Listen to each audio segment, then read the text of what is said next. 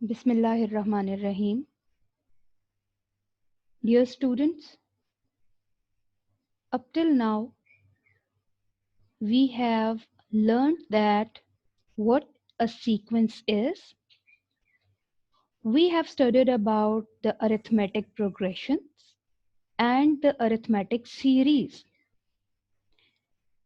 Today we are going to discuss about the geometric sequence or geometric progression, and it is abbreviated as G.P. So how can we identify a geometric sequence? Arithmetic sequence को किस तरह identify किया जाता है? And what an arithmetic sequence is? Let's recall.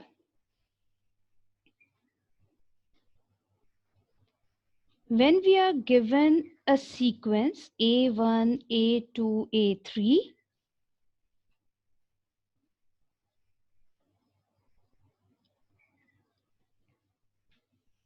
हम क्या देखते हैं कि अगर A2 हमें मिलती है A1 में एक नंबर ऐड करने से, that is A1 plus D, और A3 हमें मिलती है A2 में सेम नंबर D ऐड करने से, जिसे हम कॉमन डिफरेंस कहते हैं, तब हम ये कहते हैं कि हमारे पास ये जो सीक्वेंस है ये अरिथमेटिक सीक्वेंस है। और इसकी पहचान क्या है कि हम फौरन A2 माइनस A1 करके देखते हैं कि A2 माइनस A1 किया और हमारे पास आया सेम D। फिर हम देखते हैं कि ओके A3 माइनस A2, तब भी हमारे पास आया D। तो हमने कह दिया कि ये हमारे पास एक अरिथमेटिक सीक्वेंस है। A3 माइनस A2, ये भी हमारे पास किसके इक्वल आ गया? D के। मीन्स कि जब भी हम बाद में आने वाली टर्म को या टू कंसेक्टिव टर्म्स का डिफरेंस जब भी देखा जाएगा, हमारे पास क्या आएगा? Common difference D। अब ज्योमेट्रिक सीक्वेंस में क्या होगा कि अगर एक sequence A1, A2, A3 given है, उसमें हम क्या जज करेंगे कि A2 डिवाइडेड बाय A1 किया जाए तो हमारे पास क्या आना चाहिए? R। R क्या है? कॉमन रेशियो, यानी डिवाइड करने से जो कोशेंट आएगा वो A2 by A1 and then A3 by A2 same होना चाहिए। Then we will say that the sequence is a geometric sequence। तो डिफरेंस क्या हो गया? हम डिफरेंशिएट कैसे करेंगे कि सीरीज वही है आपके पास A1, A2, A3, अगर दो टर्म्स कंसेक्टिव टर्म्स का डिफरेंस D है तो वो अरिथमेटिक सीक्वेंस है, और अगर टू कंसेक्टिव टर्म्स का कोशेंट R है तब वो ज्योमेट्रिक सीक्वेंस कहलाएगा। या in other words geometric sequence एक ऐसा सीक्वेंस है जिसमें एक टर्म से नेक्स्ट टर्म पे जाने के लिए हम क्या करते हैं? हम सेम नंबर R से हर मर्तबा मल्टीप्लाई करते हैं। Let's see an example. We are given a sequence 2, 10, 50, 250. So here 2 is our A1, 10 is our A2, 50 is our A3 and 250 is our A4. अब हम देखना चाहते हैं कि ये ज्योमेट्रिक सीक्वेंस है या नहीं। हमने क्या किया? सेकंड टर्म को फर्स्ट टर्म से डिवाइड कर दिया। ठीक है, अब डिवाइड किया, हमारे पास आया 5 कोशेंट। इट मीन्स कि हमने 2 को 5 से मल्टीप्लाई किया तो मिला 10। नेक्स्ट चेक किया, 50 को डिवाइड कर दिया 10 पे 5, means again same number is being multiplied, then 250 को डिवाइड कर दिया हमने 50 पे, फिर हमने देखा कि इट मीन्स कि 50 से 250 पे जाने के लिए भी हमें किससे मल्टीप्लाई करना पड़ा, -5 से। तो 5 हमारे पास क्या कहलाया, common ratio, and we will call it as R. So here R is equal to 5. Let's consider another example. -30 divided by 90 minus 1 by 3 आया. It means कि 90 को -1 by 3 से मल्टीप्लाई करेंगे, हमें मिलेगा -30.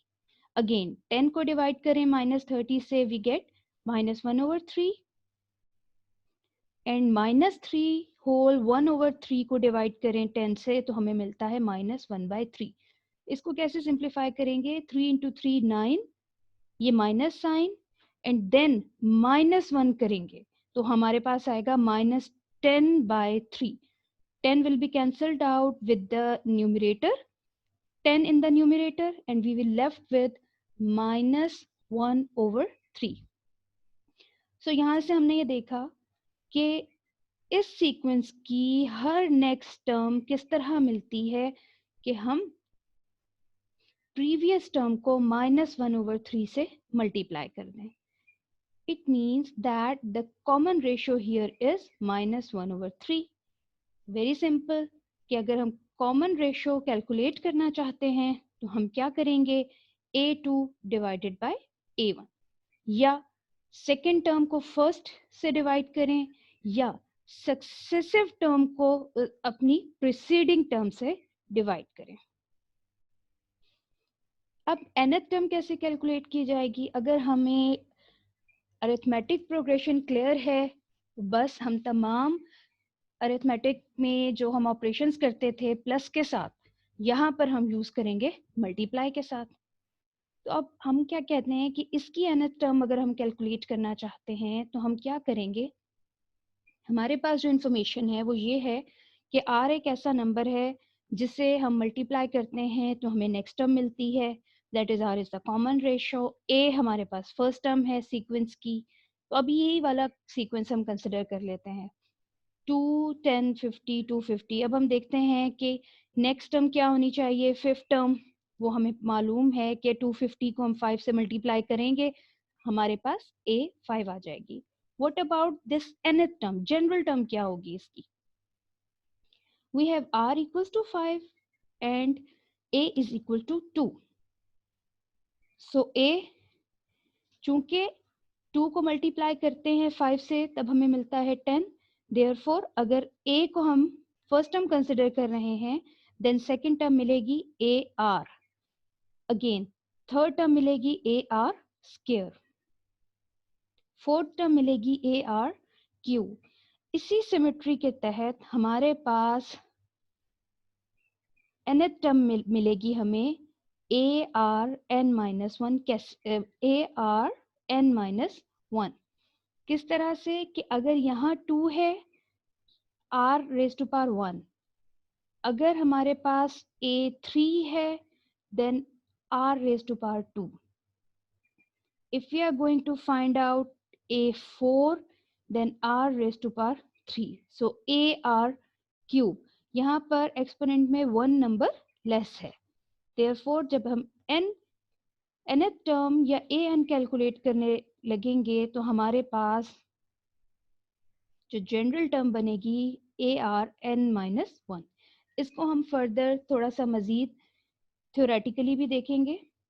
अभी हमने ये कहा कि ये जो हमारे पास टर्म्स बनी हैं, या A1 A2 A3 A4 की जो टर्म्स या सीक्वेंस हमारे पास आया है वो किस टाइप का है, AR AR square AR cube up to ARn. तो ज्योमेट्रिक सीक्वेंस की जो टर्म्स हैं वो इस टाइप की होंगी, जिसमें से A हमारी फर्स्ट टर्म कहलाएगी और R हमारा कॉमन रेशियो. एंड तमाम ज्योमेट्रिक सीक्वेंसेस इसी तरह के होंगे. Now we are considering the definition which is given in the book. ये कॉम्प्रिहेंसिव डेफिनेशन है। वो आपसे कहते हैं कि एक ऐसा सीक्वेंस an ज्योमेट्रिक सीक्वेंस या ज्योमेट्रिक प्रोग्रेशन कहलाएगा अगर an over an minus 1 means quotient of an to an minus 1 is the same non-zero number। ये क्या है? ये वो r है जिससे हम डील कर रहे थे कि वो same non zero number, same number आए जिससे हम मल्टीप्लाई करते हैं। For all n belongings to n means domain is the natural number and n is greater than 1. Worth noting that n cannot be equal to 1 क्योंकि अगर n 1 हुआ हमारे पास क्या आएगा? a 1 minus 1 means equals to a not. और हमने कहा था कि हमारी डोमेन यहाँ पर नेचुरल नंबर्स है, देयरफॉर हमारे पास कोई भी a नॉट टर्म नहीं आएगी। अब जो हमारे पास क्वोशंट है an ओवर an माइनस 1, इसको हम क्या कहते हैं कि ये कॉमन रेशो है। ये वही बात जिस तरह अभी हमने प्रीवियसली इनको कैलकुलेट किया है, किस तरीके से कि हर जो टर्म हमें दी गई थी हमने सेकेंड टर्म को फर्स्ट पे डिवाइड कर दिया, फिर थर्ड को सेकेंड पे डिवाइड कर दिया, फोर्थ को थर्ड पे डिवाइड कर दिया। तो अगर हम इसी सीक्वेंस को कंटिन्यू करते रहें तो हमें क्या करना होगा? nth टर्म से प्रीवियस टर्म पे उसको डिवाइड करना होगा और वो टर्म हमारे पास कौन सी है? a r a n minus 1। So quotient को हम कहते हैं कि ये कॉमन रेशो है। जनरली कॉमन रेशो की भी एक डेफिनेशन, ये एक फॉर्मूला आ गया हमारे पास। और R is the ratio of any term of the GP to its predecessor। ठीक है, मीन्स कि कोई भी टर्म an अगर कोई भी टर्म है उससे जो पहले आने वाली टर्म है R उसका रेशो है। ठीक है, an over an minus 1।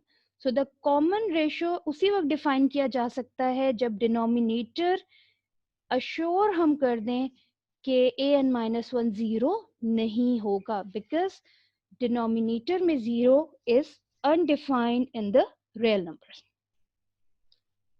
यहाँ से एक और ऑब्जेक्टिव पॉइंट ऑफ व्यू से एक स्टेटमेंट आ गई कि that no term of the geometric sequence is zero. और ये एमसीक्यू हमारे पास अक्सर आता है कि no term of the geometric sequence is zero. ये बात हमने क्लियर कर ली कि ज्योमेट्रिक प्रोग्रेशन में या जीपी में कोई भी टर्म जीरो नहीं होगी। अभी हमने डिस्कस किया था कि हम जनरल टर्म को देखते हैं एक और पॉइंट ऑफ व्यू से।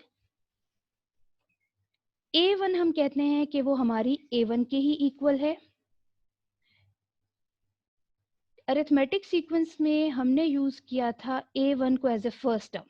अभी तो हम यहाँ पर a1 ले रहे हैं, लेकिन ज्योमेट्रिक सीक्वेंस में हम क्या करेंगे? a1 को अमूमन a ही कंसिडर कर लेंगे।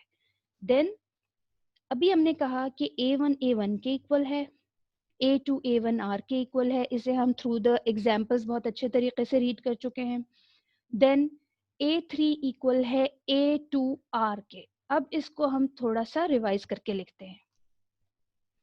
a2 में हम वैल्यू पुट कर देते हैं a1 r, देन हमारे पास बना a1 r स्क्वायर। और फिर हमने कहा कि a4 कैसे आएगी? a3 r, a3 को मल्टीप्लाई कर दिया जाए r से। a3 की वैल्यू क्या हमने फाइंड आउट की थी? a1 r square. Value put कर दी और ये r मल्टीप्लाई होकर आपके पास बना a1 r क्यूब।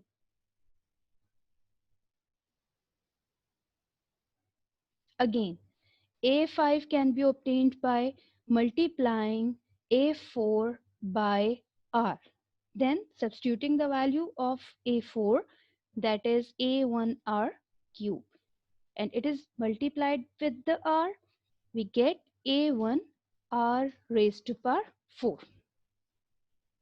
अब क्या करते हैं?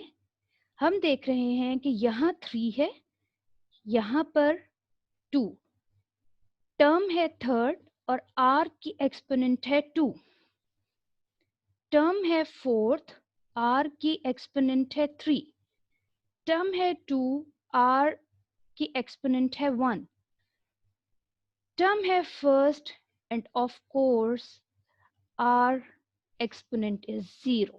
1 से एक कम, that is 0, and we know that any real number raised to power 0 is equal to 1.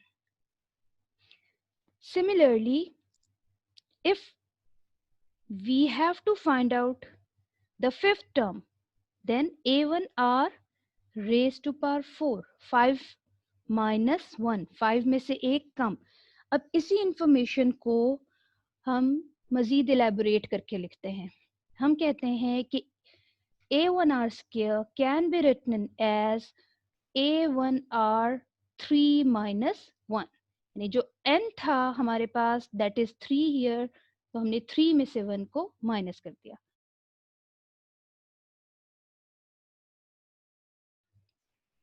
Now a1r cube can be written as a1r 4 minus 1. यहाँ पर 4, r raised to power 4 minus 1. a5, this is 5, a1r 5 minus 1. अब क्या है कि हमारे पास जो term भी हम लेते हैं, r की एक्सपोनेंट किस तरह बनती है कि नंबर ऑफ टर्म में से एक लेस कर दिया जाता है. 5 minus 1, 4 minus 1.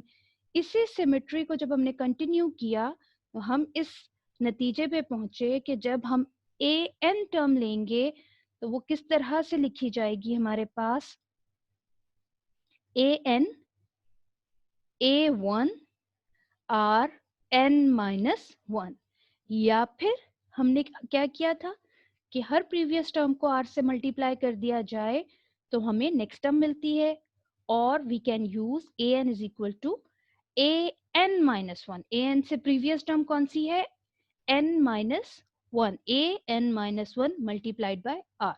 So the general term of GP is given by an is equal to a1 r raised to power n minus 1, where a1 is the first term and r is the common ratio.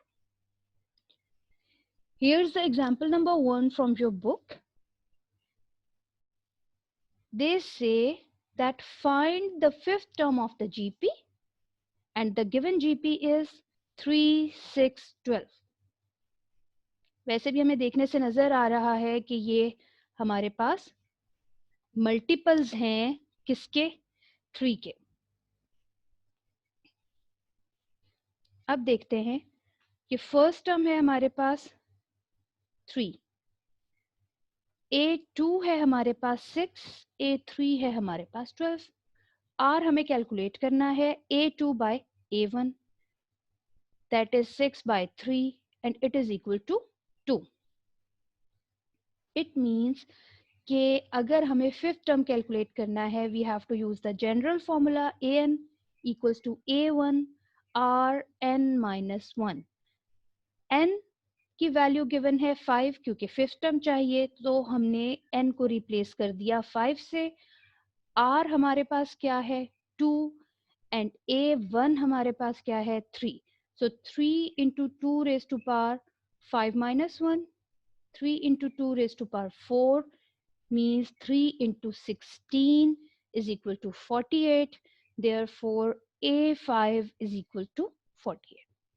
Very simple. We have to use this formula and we can find any term of the GP which is given to us.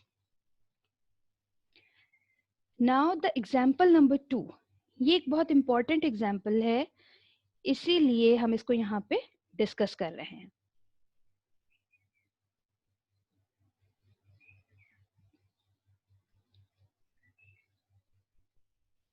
an हमें calculate करना है, a4 दिया गया है और a7 दिया गया है, और ये बता दिया गया है कि a4 और a7 ज्योमेट्रिक प्रोग्रेशन की टर्म्स हैं.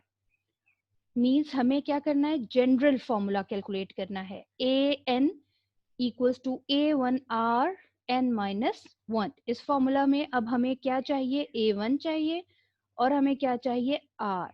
ये दोनों हमें कैलकुलेट करना है इस इंफॉर्मेशन से जो हमें दी गई है, that is a four equals to 8/27 and a seven is equal to -64/729।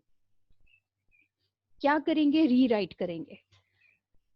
We know that कि जनरल फॉर्मूला के थ्रू A4 को लिखा जा सकता है A1R क्यूब, A7 को लिखा जा सकता है A1R rays to power 6।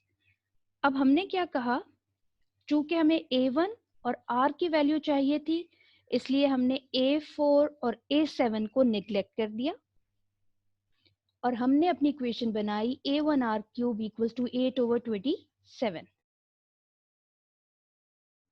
Next equation हमारे पास बनी A1R6 इक्वल्स टू -64/729। अब हम ये देख रहे हैं कि अगर इन दोनों इक्वेशंस को डिवाइड कर दिया जाए एक दूसरे पर, A1 हमारे पास कैंसिल आउट हो सकता है और हमारे पास रह जाएगा R। सो हमने क्या किया, हमने देखा कि R रेज़ टू पावर 6, 64, 729 ये तमाम हमारे पास ग्रेटर वैल्यूज थी, इसलिए हमने क्या किया, A7 डिवाइडेड बाय A4। अगर हम चाहें तो डायरेक्टली इन दोनों इक्वेशंस को कंसिडर करते हुए A1R6 divided by A1R cube is equal to -64/729 divided by 8/27 भी लिख सकते हैं। और बेटर ये है कि हम इसी तरह से लिखें ताकि A1 कैंसिल हो जाए A1 से और 3 ऊपर जाए हमारे पास न्यूमरेटर में जाके R की पावर, चूंकि बेस सेम है, it will become 6 - 3 equals to 3। So R raise to power 3 will be equal to, और जब हम इन्हें सिंप्लीफाई करेंगे we will get -8/27। Now we know that 2 is the cube root of 8, therefore 8 को लिखा जा सकता है 2 क्यूब एंड 27 किसका क्यूब है, 3 का, तो 27 को भी लिखा जा सकता है 3 क्यूब। अब एक्चुअली अगर हम क्यूब रूट ऑफ यूनिटी देखें तो हमारे पास ये आर क्यूब माइनस दिस, इस फॉर्मूला से r cube minus x cube formula से ये ओपन होना चाहिए, लेकिन हम क्या कर रहे हैं कि यहाँ पर not the only the cube roots of unity, formula आपके पास यहाँ पे बनना चाहिए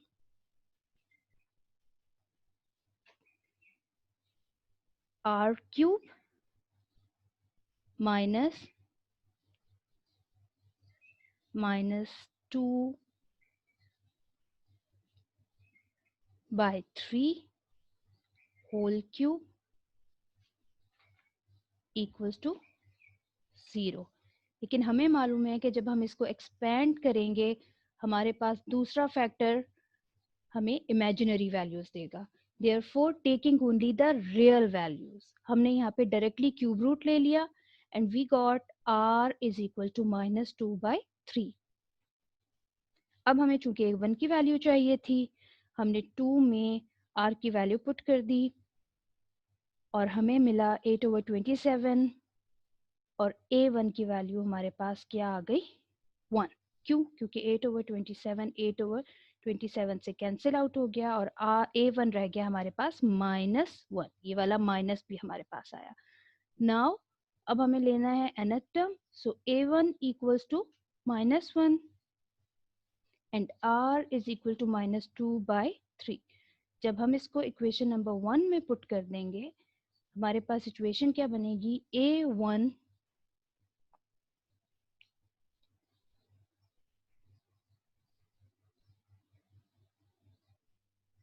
an will be equal to -1 -2/3 n -1। ये -1 किसकी वैल्यू थी, A1 की, -2/3 किसकी वैल्यू थी, R की।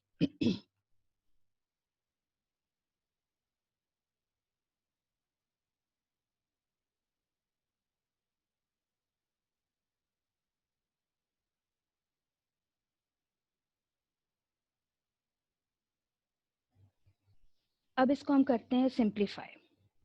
यहाँ पर एक माइनस साइन है और यहाँ पर है n-1।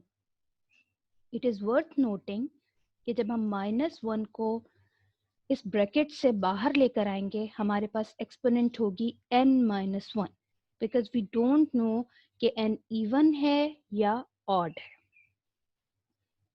अब क्या हुआ कि इस -1 की पावर है 1, so n-1 + 1 is equal to -1 whole rest,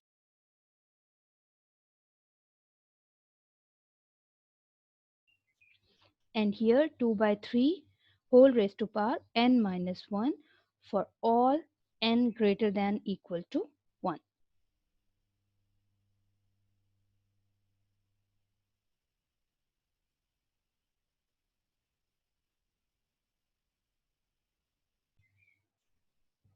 So this is our nth term. Now we move towards the key points कि हमें r चाहिए होता है, हमें a फर्स्ट टर्म चाहिए सीक्वेंस की, ये दो अहम चीज़ें हैं, और बाकी n, what is n? n is the number of term. अब क्वेश्चन है कि आप second term of the geometric sequence आपको 4 दी गई, अब ये थोड़ा सा हमारे पास ट्रिकी क्वेश्चन आया, एंड फोर्थ टर्म हमारे पास 8 है। हमें न फर्स्ट टर्म दी गई है और न थर्ड टर्म दी गई है। हमसे कहा कि आप कॉमन रेशो भी कैलकुलेट करें, फर्स्ट टर्म भी कैलकुलेट करें और 10th टर्म भी बताएं।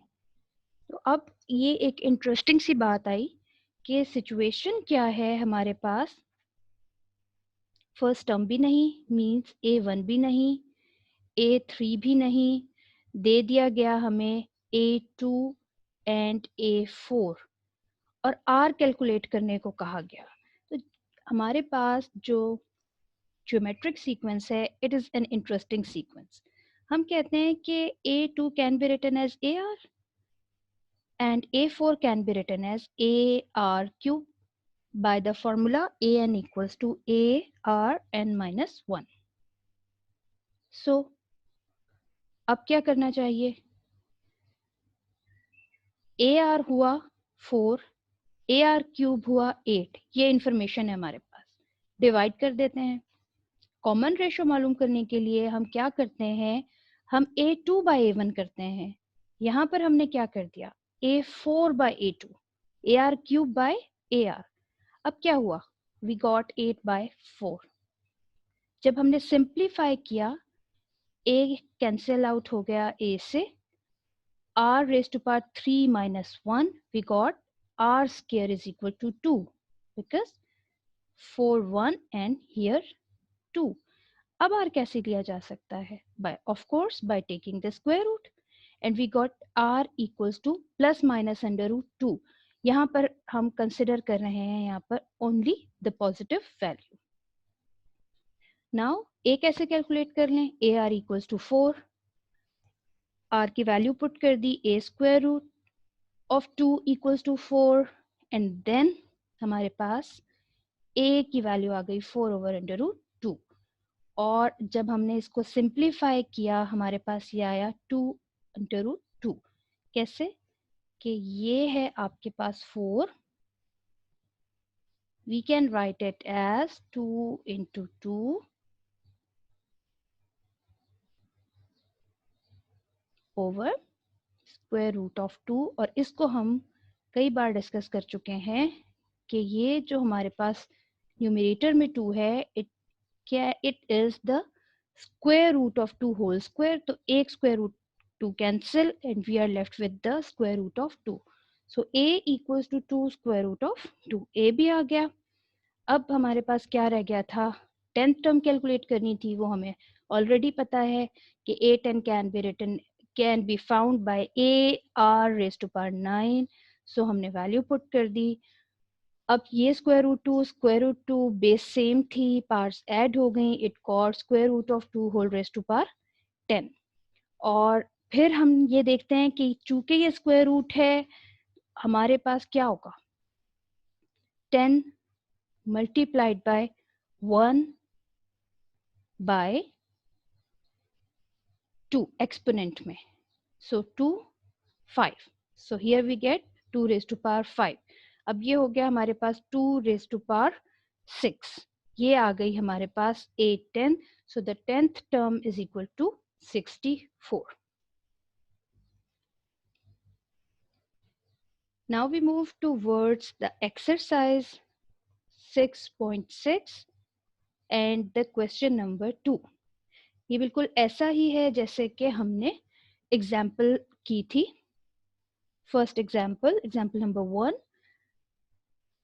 गिवन जीपी है 1 plus iota to 4 over 1 plus iota. So the first step is to write the information which is given to us. And the information is कि a1 है 1 plus iota, r है 2 divided by 1 plus iota. Calculate क्या करना है? a11. So as we know that an equals to a1r n minus 1, तो हमने step 2 में क्या किया? हमने अपना फॉर्मूला लिख लिया. n को रिप्लेस किया हमने 11 से. a1 n minus 1 का मतलब क्या था? 11 minus 1 that is 10. So a11 बना a1r raised to power 10. Value substitute की. a1 की 1 plus iota, r की value 2 over 1 plus iota, whole raised to power 10. अब numerator 2 raised to power 10, denominator 1 plus iota whole raised to power 10. 2 raised to power 10 is equal to 1024. और ये जो exponent 1 थी ये denominator में आकर 10 minus 1 हो गई. And the 11th term is now given by 1024 divided by 1 plus iota whole raised to power 9. Now there is the question number 6 of exercise 6.6. The given GP is x square minus y square.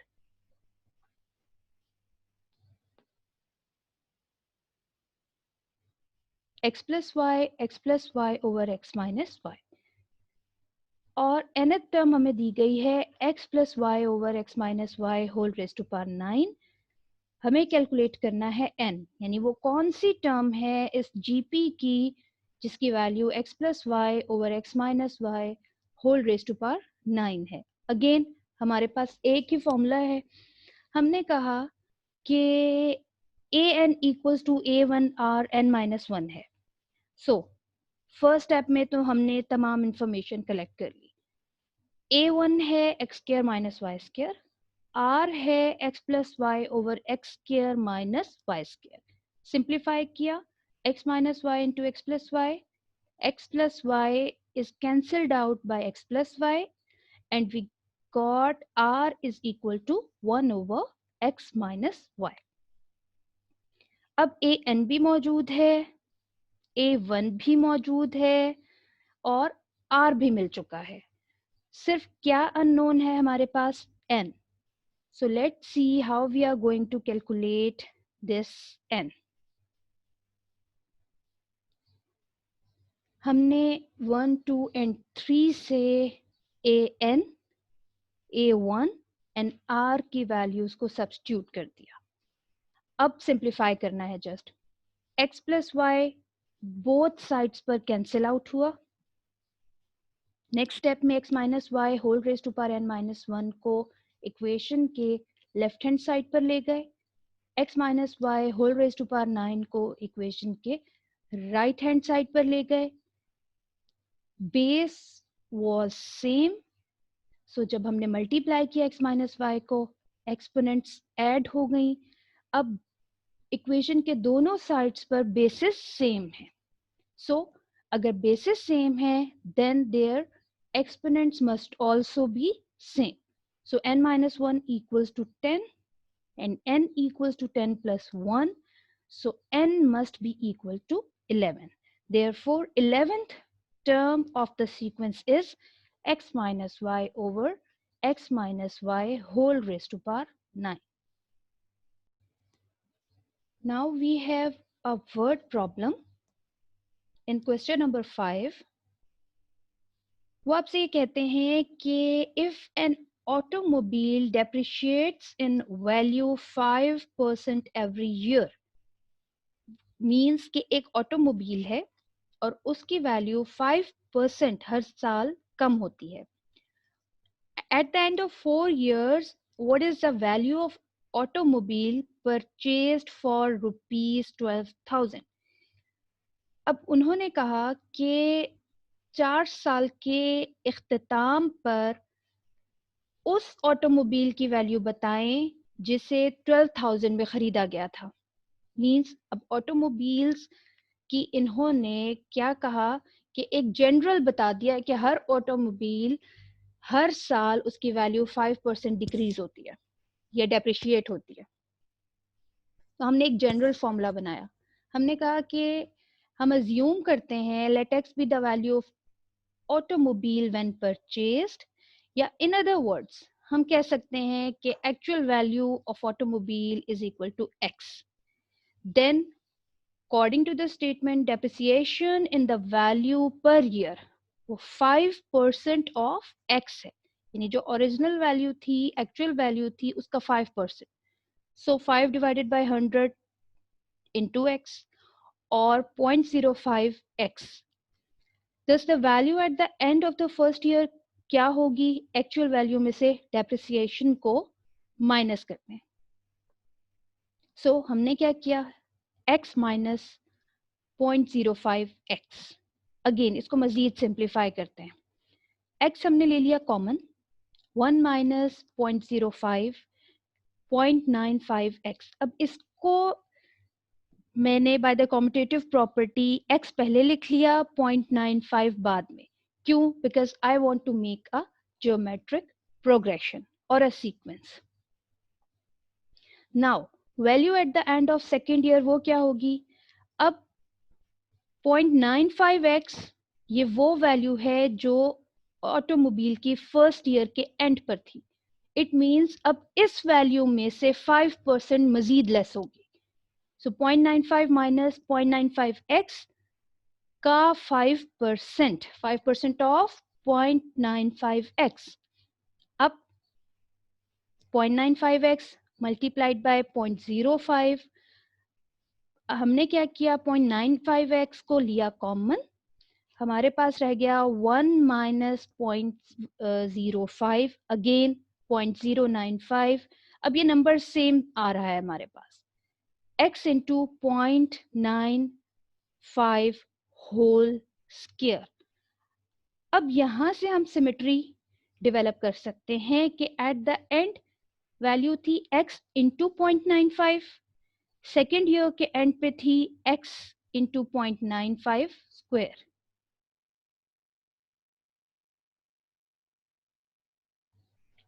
So third year के end पर क्या situation होगी?